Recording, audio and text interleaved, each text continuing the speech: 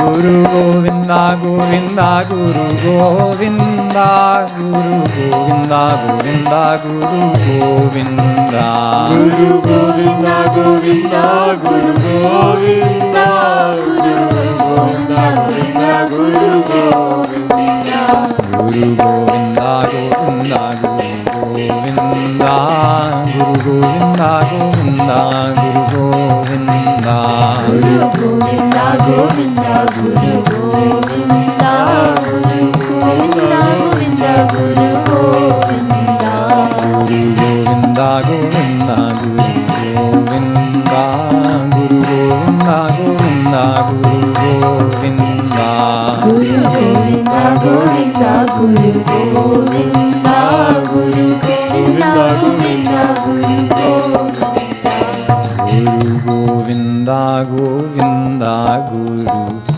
Guru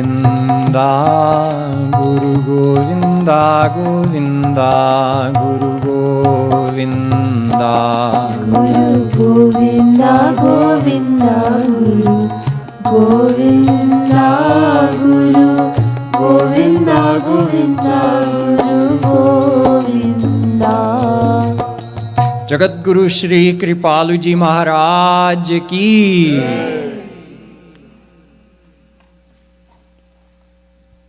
Want to let you know about our next sadhana program that's coming up during the winter break when most people have holidays, starting December 25th until January 1st, like we always do every year. The difference is this year it won't be in the style of a family camp because we're still, of course, having to keep our enrollment at a reasonable level given the health concerns that we have to deal with.